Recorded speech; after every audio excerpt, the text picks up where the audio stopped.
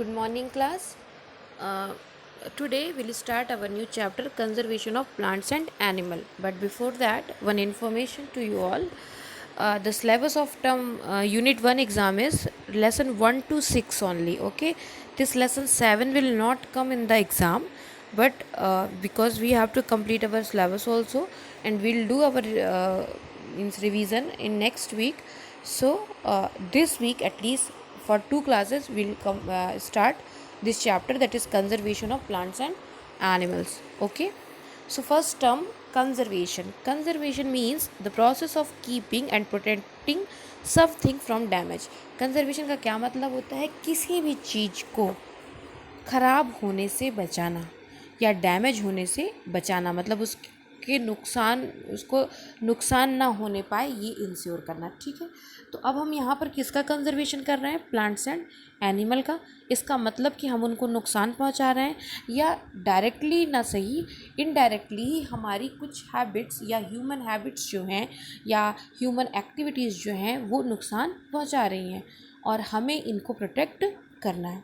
ठीक, तो इन सब को पढ़ने के लिए सबसे पहला टर्म जो है बायोस्फीयर। ठीक, biosphere is the part of the earth in which living organism exist. ठीक, पूरे अर्थ का वो पार्ट जहाँ पर लाइफ सपोर्ट करती है या जहाँ पर लाइफ एग्जिस्ट करती है, उसे हम क्या कहते हैं? Biosphere reserve. ठीक, देन आपको नेक्स्ट टर्म मिलेगा वाइल्ड लाइफ। वाइल्ड लाइफ का मतलब होता है all animals and plants which normally live in the forest and other natural habitat such as water means river और एनी अदर सेंचुरीज। ठीक है, तो एस वाइल्ड लाइफ टर्म में हम उन सभी एनिमल्स और प्लांट को कंसीडर करते हैं जो नेचुरली किसी फॉरेस्ट या किसी अदर नेचुरल हैबिटेट, जैसे सी हो गया, रिवर हो गया, कोई झरना हो गया, है ना, इन सब या कोई सैंड एरिया मतलब डेजर्ट हो गया, इन सब जगहों पर पाए जाते हैं। ठीक, then term biodiversity. Biodiversity refers to the variety of organism found in a particular area or habitat। मतलब वेराइटी ऑफ ऑर्गेनिज्म मतलब लिविंग कितने तरह के, मतलब प्लांट भी मिल रहा है, एनिमल भी मिल रहा है, बैक्टीरिया भी मिल रहा है, कोई माइक्रो ऑर्गेनिज्म अलग मिल रहा है, तो मतलब उनकी कितनी वेराइटी है, उसे हम क्या कहते हैं? बायोडाइवर्सिटी। अब एक टर्म बार बार आ रहा है, हैबिटेट। हैबिटेट का मतलब होता है एक तरह से मतलब नेचुरल होम। ठीक है, मतलब नेचुरल होम जहाँ पर वो पर्टिकुलर ऑर्गेनिज्म सरवाइव कर रहा है। जैसे अगर हमसे कोई पूछे कि क्रोकोडाइल का नेचुरल होम क्या है, तो वाटर में। या फ्रॉग कहाँ रहता है? वाटर में, तो उसका हैबिटेट क्या होगा? एक्वेटिक। ठीक है, या फिश कहाँ रहती है? वाटर में, तो एक्वेटिक हैबिटेट होगा। ठीक है, या अब जैसे हमसे कोई पूछे डॉग, तो उसका क्या होगा? वो पानी में तो रहता नहीं, ज़मीन में, तो टेरेस्ट्रियल। ठीक है, तो ये कुछ टर्म्स हैं।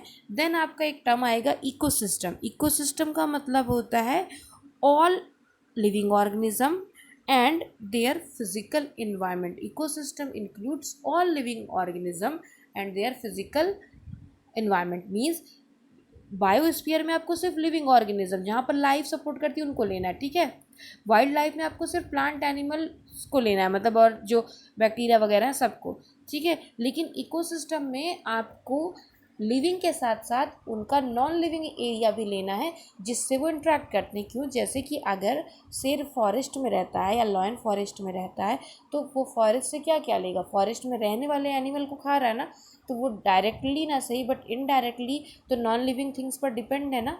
ठीक, क्योंकि अब जो वहाँ पर रहने वाले एनिमल हैं वो किसको खा रहे हैं? प्लांट को।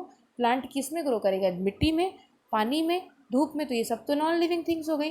फिर इनसे प्लांट बना, फिर प्लांट को एनिमल ने खाया, फिर एनिमल को लॉयन ने खाया। ठीक है, तो वो वहाँ इंट्रैक्शन तो है ही ना, डायरेक्टली ना से इनडायरेक्टली, या पानी तो लॉयन भी पिएगा।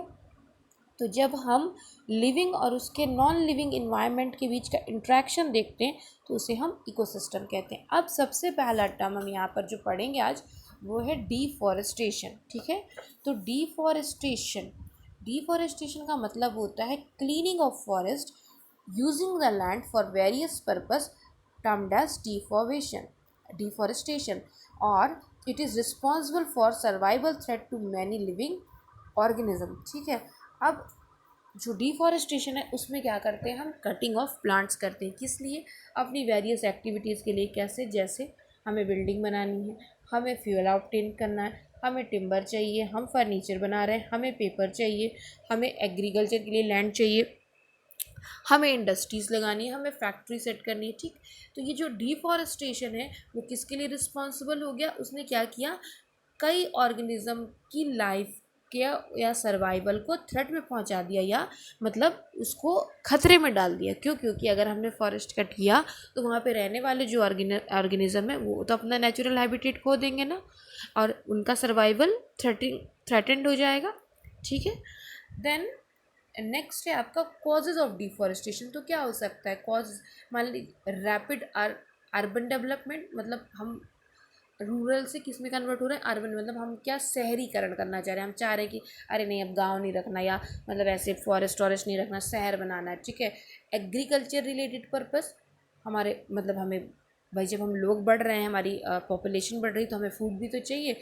Then fuel requirement, building industries, forest fire and making furniture. ठीक। Then consequences of deforestation. अब हमने पेड़ कट कर दिए तो क्या हुआ, increase in temperature and pollution. क्यों? क्योंकि आपको पता है कि plants are giving us living air, that is oxygen. और जब एयर रहेगी तभी तो इन्वायरमेंट ठंडा होगा। जब प्लांट रहेंगे ही नहीं तो ऑक्सीजन रहेगी नहीं, ऑक्सीजन नहीं रहेगी तो टेम्परेचर बढ़ जाएगा। वाटर लेवल डिक्रीज़ होने लगेगा, क्योंकि आपको पता है कि जो प्लांट्स की रूट्स होती हैं वो क्या करती हैं, सॉइल पार्टिकल को बाइंड करती हैं। ठीक है। और इससे वाटर लेवल इंक्रीज़ करता है। Then rainfall and fertility of soil. अब जब सॉइल में पेड़ रह ही नहीं जाएगा तो जो पार्टिकल हैं वो दूर दूर हटने लगेंगे, है ना। सॉइल इरोजन होगा, और जब सॉइल इरोजन होगा तो धीरे धीरे किस में कन्वर्जन हो जाता है, डेजर्ट में। तो सॉइल की फर्टिलिटी ख़राब हो जाएगी, क्योंकि जब वहाँ पर बालू आ जाएगी तो सॉइल की फर्टिलिटी नहीं रह जाएगी। ठीक है। देन नेचुरल क्लाइमेटिस, जैसे लाइक फ्लड्स, ड्रॉट के केसेस बढ़ जाएंगे। देन सॉइल की वाटर होल्डिंग कैपेसिटी कम हो जाएगी। तो अभी आज आपको मैंने आप डिफॉरेस्टेशन के कॉन्सिक्वेंसेस, मतलब कॉन्सिक्वेंसेस का मतलब होता है असर या इफ़ेक्ट, क्या इफ़ेक्ट हुए, and then cause of deforestation. तो इसमें कंफ्यूज नहीं होना है, कॉज मतलब रीजंस एंड कॉन्सिक्वेंसेस का मतलब होता है असर या इफ़ेक्ट। ठीक है। तो ये पढ़ा है। तो ये आपका पेज नंबर 100 एंड 109 एंड 110, इन दोनों को रीड कर लीजिए। 110 एंड 111 इनको रीड कर लीजिएगा, और इस पे से आपको जो भी समझ में ना आए उसे पूछ लीजिए। ठीक है। Thank you and have a nice day.